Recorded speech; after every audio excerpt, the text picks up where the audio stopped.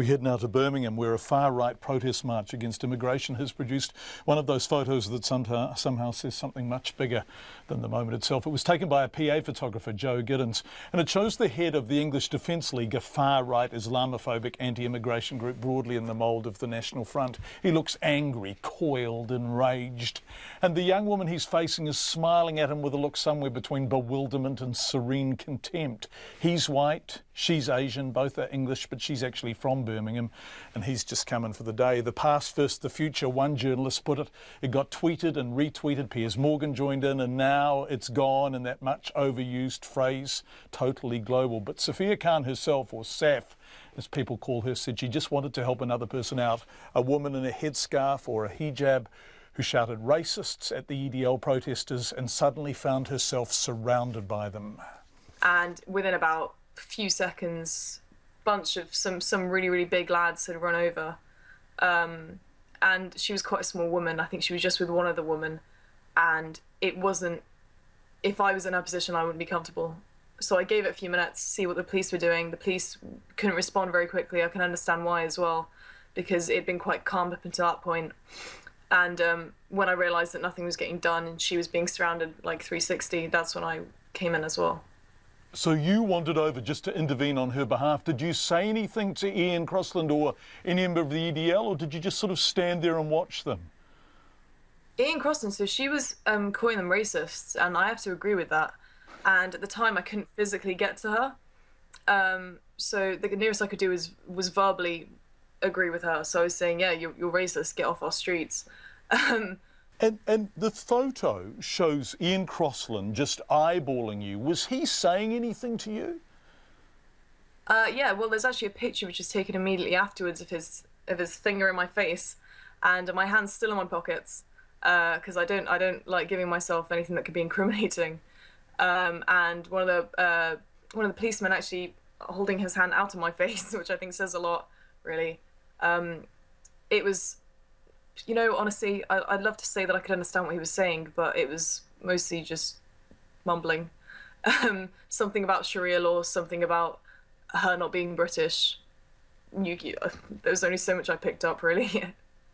Right, so the sort of bog standard National Front stuff, right? And then this woman, Jess Phillips, MP, tweets, who looks like they have the power here, the real Brummie on the left, i.e. USAF, or the EDL who migrated for the day to our city and failed to assimilate. It's such a brilliant tweet.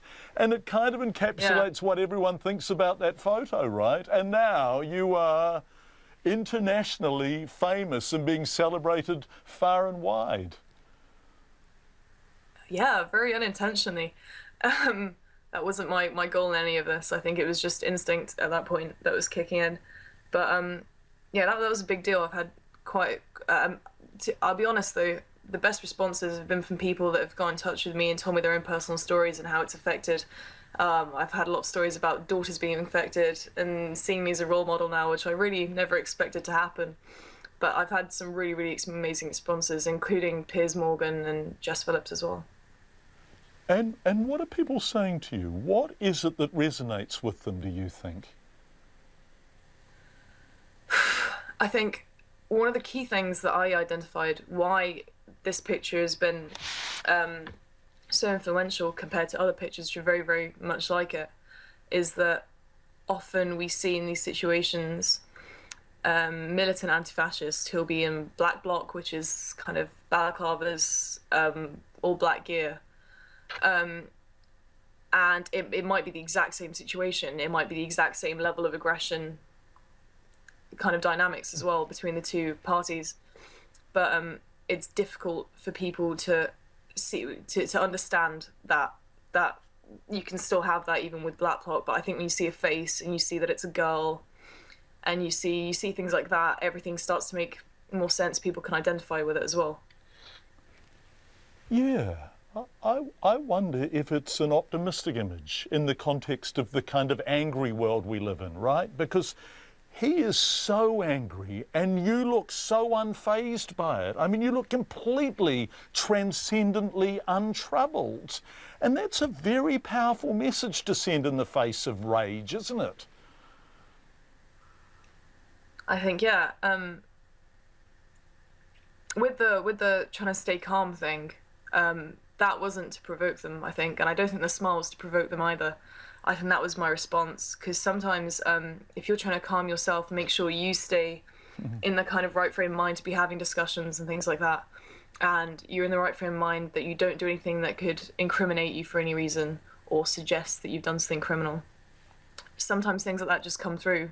So if I'm standing there smiling, I think it was just me just trying to stay calm and collected, and I think that's as far as it went. Yeah.